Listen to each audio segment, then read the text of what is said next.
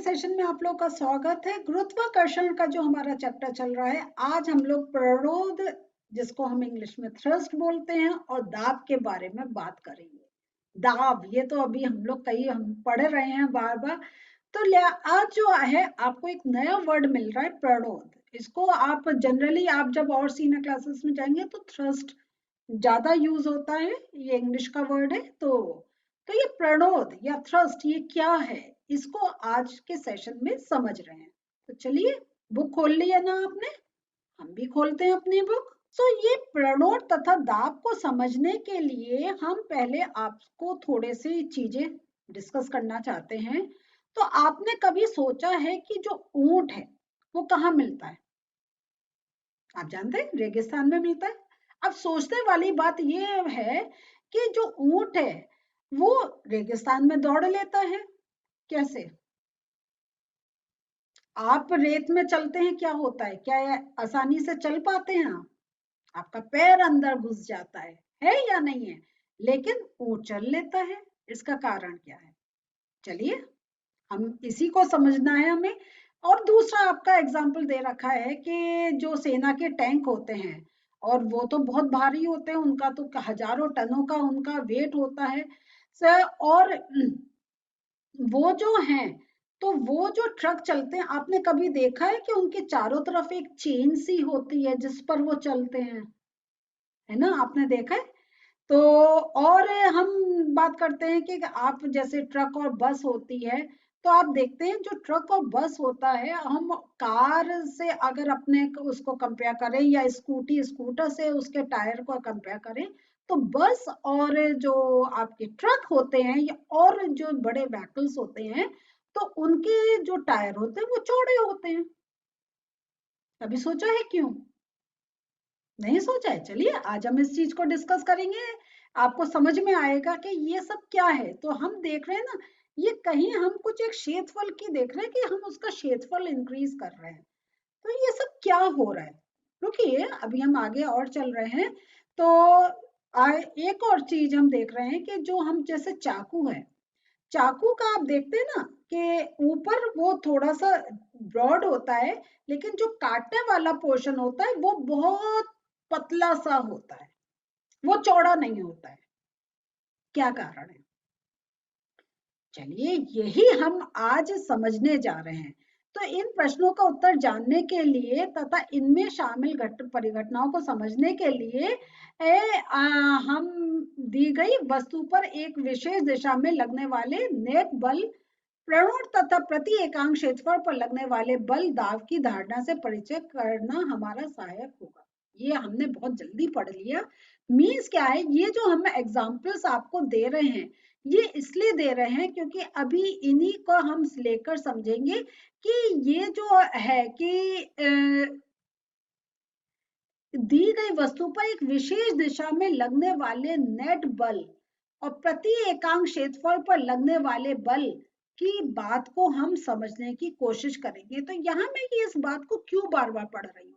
तो यहाँ देखिए, आपको प्रणोद और दाब के बीच में डिफरेंस बताया गया है कि जो प्रणोद है, जो नेट बल की बात जो कर रहे हैं, वो वस्तु पर एक विशेष दिशा में लगने वाला नेट बल होता है जिसको हम प्रणोद कहते हैं। और प्रति एकांक क्षेत्रफल पर लगने वाला जो बल होता है, इसको हम दाब कहते हैं। अब हम लोगों ने पहले जो एक अभी जब ग्रेविटेशन की बात कर रहे थे, हम गुरुत्वीय बल की बात कर रहे थे, हमने ये देखा था कि वो जो बल होता है वो ऊर्ध्वाधर दिशा में नीचे की ओर लगता है। ये याद रखिएगा, ये नहीं भूलिएगा। अभी हम उसको और रिलेशन करके समझेंगे।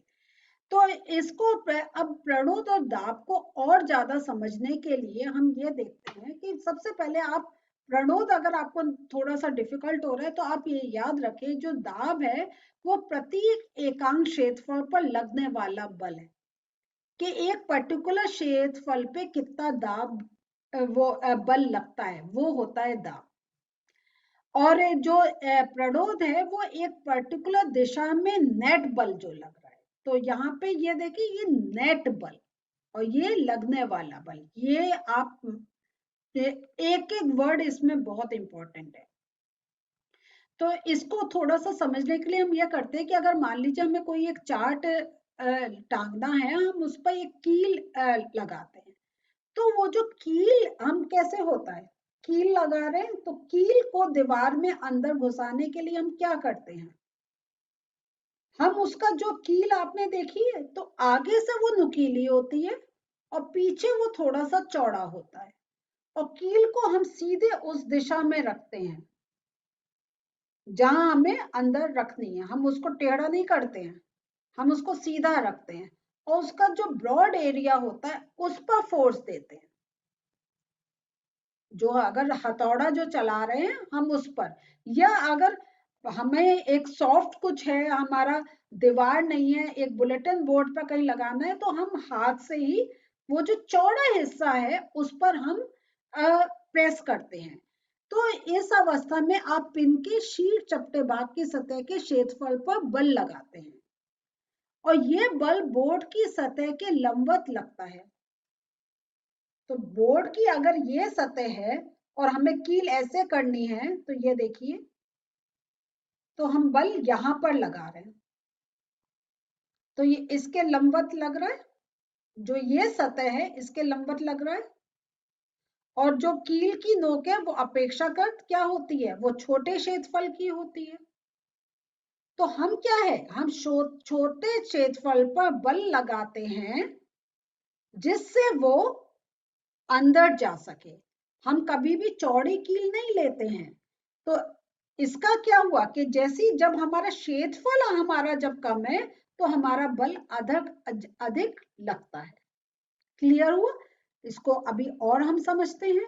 अब हम ये देखते हैं कि दूसरा एक एग्जांपल लेते हैं, जैसे रेत की अभी मैंने आपसे बात करी थी, तो अगर हम रेत पर खड़े होते हैं तो हमारे जो रेत में पैर अंदर घुसते चले जाते हैं, हम काफी अंदर चले जाते हैं। लेकिन अगर अभी हम रेत पर लेट जाएं तो आपका जितना, एक खाली जब आप खड़े थे तो आप ज्यादा अंदर जा रहे थे, लेकिन अगर आप लेट जा रहे हैं, सीधे लेट रहे हैं, तो आप इतना अंदर नहीं धंसते हैं। तो यहाँ पे क्या होता है, दोनों अवस्थाओं में रेत पर लगने वाला बल आपके शरीर का भार है। तो अगर आप सीधे खड़े हैं तब भी आपका शरीर का भार उस रेत में जा रहा है, लेकिन जब आप लेट रहे हैं तब भी शरीर का भार जा रहा है, लेकिन तब आप ज्यादा अंदर नहीं जा रहे हैं। उसका क्या रीजन हुआ, क्षेत्रफल ज्यादा हो गया। जब क्षेत्रफल ज्यादा हुआ तो फोर्स कम लगा। यहाँ पे जब आप खड़े थे क्षेत्रफल कम था तो फोर्स ज्यादा था। यही हमने पिन में देखा कि नोक जो थी उसका क्षेत्रफल कम था तो फोर्स अंदर ज्यादा लग रहा था। तो यहाँ पे अब जो रिलेशन हमें समझ में आ रहा है कि अगर क्षेत्रफल ज्यादा है तो फोर्स कम है, और क्षेत्रफल कम है तो फोर्स ज्यादा लगता है। तो हम ये पढ़ चुके हैं कि जो भार होता है, जो मैंने अभी आपको थोड़ी देर पहले कहा था, वो क्या है, वो ऊर्ध्वाधर दिशा में नीचे की ओर लगने वाला बल है। तो यहाँ बल रेत की सतह के लंबवत लगता है। तो जब भार जो है, जब हम खड़े हैं रेत पर, वो उसके लंबवत लग रहा है, तो वो क्या है, तो किसी वस्तु की सतह के लंबवत लगने वाला बल को हम प्रणोद कहते हैं, थ्रस्ट कहते हैं। तो यहाँ पे ये आ गया थ्रस्ट, जब वो लंबवत लग रहा है तो वो आ गया थ्रस्ट या प्रणोद।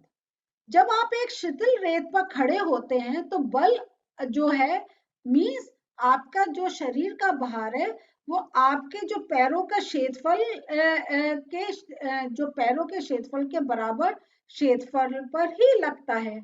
तो जब उतने पर लगता है तो आपका जो देखिए ना, जो ये देखिए, ये ऊर्ध्वाधर, यही प्रणोद हो गया है।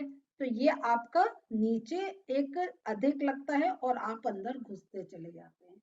लेकिन लेटने पर क्या होता है, आपका क्षेत्रफल इंक्रीज हो जाता है, और तो जो आपका नीचे जो लगने वाला ऊर्ध्वाधर जो एक आपका बल है वो कम हो जाता है। तो इस प्रकार समान परिमाण के बलों को हम भिन्न भिन्न क्षेत्रों पर भिन्न भिन्न प्रभाव होता है। तो उपरोक्त स्थिति में क्या होता है, प्रणोद समान रहता है। जो आपका थ्रस्ट है वो समान रहता है, लेकिन उसके प्रभाव अलग अलग हैं।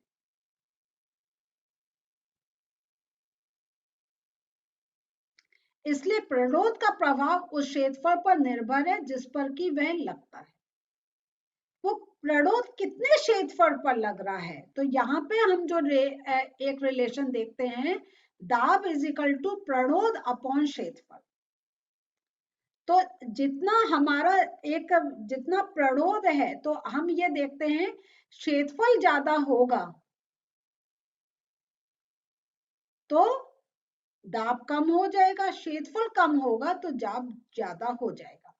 तो यहाँ देखिए इस समीकरण से में हम प्रतिरोध तथा क्षेत्रफल के एसआई मात्रक को जब हम स्थापित करते हैं तो दाब का हमें एसआई मात्रक प्राप्त होता है न्यूटन पर मीटर स्क्वायर। और ये जो है इसको हम न्यूटन पर मीटर स्क्वायर को, ये हमारे एक बहुत फेमस साइंटिस्ट फिजिसिस्ट हुए हैं पास्कल, उनके सम्मान में हम इसको पास्कल भी बोलते हैं। तो न्यूटन पर मीटर स्क्वायर को हम पास्कल भी कहते हैं।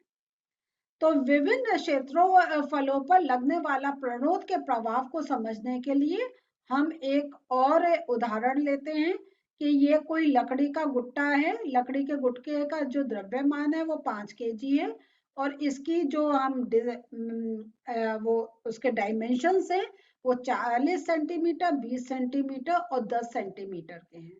तो एक हम इसको इस पोजीशन पे रख रहे हैं, एक इस पोजीशन पे रख रहे हैं।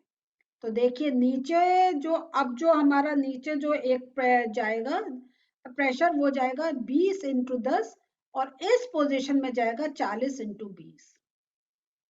देख रहे हैं ना, सेम चीज है, लेकिन उसको जब हम सीधा रख रहे हैं तो उसका एक नीचे अलग इफेक्ट आएगा, और जब हम इसको लिटा के रख रहे हैं तो डिफरेंट आएगा। क्लियर हुआ? सो इसको अब देखते हैं। तो लकड़ी के टुकड़े द्वारा मेज पर लगने वाले दाब को हम ज्ञात करते हैं, और यहाँ पे जो मैंने आपको दिखाया था कि हम इसको पहले इस दिशा में रख रहे हैं, फिर दूसरे इस फॉर्म में रख रहे हैं। तो जब हमने इसको हम पहला एक वो कंसीडर कर रहे हैं, तो जब हम प्रतिरोध कैलकुलेट करते हैं तो प्रतिरोध हो गया F is equal to M into g. तो यहाँ पे हम देखते हैं गुटके का द्रव्यमान हमारा कितना है, 5 है, और इस पे जो प्रतिरोध को कैलकुलेट कर रहे हैं तो वो आ गया 49 न्यूटन, जब हमने जी की वैल्यू 9.8 रखी। अब हम लोग सतह का क्षेत्रफल लेते हैं। तो यहाँ पे लंबाई और चौड़ाई कितनी है, 20 सेंटीमीटर और 10 सेंटीमीटर। तो ये हमने जब कैलकुलेट करा तो ये आ गया हमारा 0.02 मीटर स्क्वायर, क्योंकि ये न्यूटन है, और न्यूटन जो एसआई मात्रक में हम न्यूटन और मीटर का ही कॉम्बिनेशन लेते हैं, सेंटीमीटर नहीं कंसीडर करते हैं क्योंकि ये एसआई में हमें लेना है। तो दाब अब हमारा क्या हो गया, दाब वो दाब कितना देगा, तो दाब का जो हमने ऊपर फॉर्मूला देखा था, ये देखिए दाब क्या है, प्रतिरोध अपॉन क्षेत्रफल। तो प्रतिरोध हमने ऊपर यहाँ ये कैलकुलेट कर लिया, और क्षेत्रफल इतना। तो दाब हमारा जब हम इतना क्षेत्रफल ले रहे हैं तो दाब लग रहा है 2450 न्यूटन मीटर स्क्वायर। लेकिन जब अब हमने क्षेत्रफल को दूसरा लिया, 40 सेंटीमीटर इंटू 20 सेंटीमीटर, इसको जब रखा तो दाब हमारा लग रहा है 612.5। तो हम ये देख रहे हैं कि जब हमने ये क्षेत्रफल को इंक्रीज करा है, ये देखिए यहाँ पे हमने लिया 40 सेंटीमीटर, 20 सेंटीमीटर, और यहाँ पे हमने लिया 20 सेंटीमीटर इंटू 10 सेंटीमीटर। तो सेकंड केस में हमारा क्षेत्रफल ज्यादा है तो दाब कम लग रहा है, यहाँ पे हमारा क्षेत्रफल कम है तो दाब ज्यादा लग रहा है। तो यही कारण है कि हम जो है कभी हमें कोई चीज हमें जब हमें कैरी, आप कहीं शिफ्टिंग कर रहे हैं तो कभी आपकी अलमारी कुछ है, आप उसको सीधा नहीं, आप उसको लिटा कर करते हैं तो आपका क्षेत्रफल इंक्रीज हो जाता है तो दाब कम हो जाता है, आप इजिली उसको कैरी कर सकते हैं। और यही कारण है कि जो हमारा ये जो कीलें होती हैं, इसका जो नोक होती है ये नुकीली होती है, क्योंकि जब क्षेत्रफल कम हो रहा है तो दाब अधिक लगेगा। और यही कारण है कि जो हमारे चाकू या जो कुछ काटने की जो चीजें होती हैं, वो उसका जो एज होती है जिससे हमें काटना है वो पतली होती है, कि हम उसका जो क्षेत्रफल है वो कम रखें तो दाब अधिक जाएगा। तो ये हमें पता चला कि कैसे जो हमने जो एक प्रणोद और दाब से ये चीज समझी कि कैसे प्रणोद और दाब का क्षेत्रफल से क्या एक रिलेशन है। और जब हम ये जो दाब को हम ये जो हमें फॉर्मूला मिला था प्रणोद अपॉन क्षेत्रफल, इससे हम दाब को कैलकुलेट कर सकते हैं। तो आज जो पढ़ा इसके नोट्स भी देख लेते हैं। सो प्रणोद क्या हुआ? किसी वस्तु की सतह के लंबवत लगने वाले बल को हम प्रणोद कहते हैं। लंबवत जो बल लग रहा है उसको प्रणोद कहते हैं, और दाब को प्रति एकांक क्षेत्रफल पर लगने वाला प्रणोद को हम दाब कहते हैं। ये बहुत इंपॉर्टेंट है, इसको जरूर याद कर लीजिएगा। और इसका मात्रक है न्यूटन पर मीटर स्क्वायर, इसको हम पास्कल भी बोलते हैं। दाब को प्रभावित करने वाले कारक क्या है? लगाया गया बल और सतह का क्षेत्रफल, कितना बल लगा रहे और क्षेत्रफल कितना है। तो ये कुछ उदाहरण है कि ऊंचे भवनों के आधार नींव चौड़े बनाए जाते हैं ताकि जो भवन का भार है वो अधिक क्षेत्रफल पर लगे और दाब कम पड़े। और एक पतली और मजबूत डोरी से बने पट्टे वाले बैग को ले जाना चौड़े पट्टे वाले बैग की अपेक्षा कठिन तथा कष्टप्रद होता है, क्योंकि जो पतली मजबूत डोरी वाले बैग होते हैं तो क्या होता है, जब पतली डोरी होती है तो पतली है तो दाब हमारे ऊपर ज्यादा पड़ता है, लेकिन वही चौड़ी अगर होगी तो क्षेत्रफल इंक्रीज होगा तो दाब कम रहेगा। तो आपके जितने बैग होते हैं तो देखिए उनके जितने आपके भारी उठाने वाले होते हैं उनकी जो पट्टी होती है वो एक चौड़ी होती है। और हमने काटने वाले औजारों का पहले अभी डिस्कस कर लिया था कि उनकी एजेस पतली होती है जैसे दाब अधिक रहे। सो बच्चों, आज हम लोगों ने देखा कैसे प्रणोद और दाब का आपस में रिलेशन है, और किस प्रकार हम देखते हैं कि क्षेत्रफल और दाब अगर कहें तो ये हमारे क्या है, इनवर्सली प्रोपोर्शनल है। क्षेत्रफल इंक्रीज होगा तो दाब कम रहेगा, क्षेत्रफल डिक्रीज होगा तो दाब इंक्रीज होगा।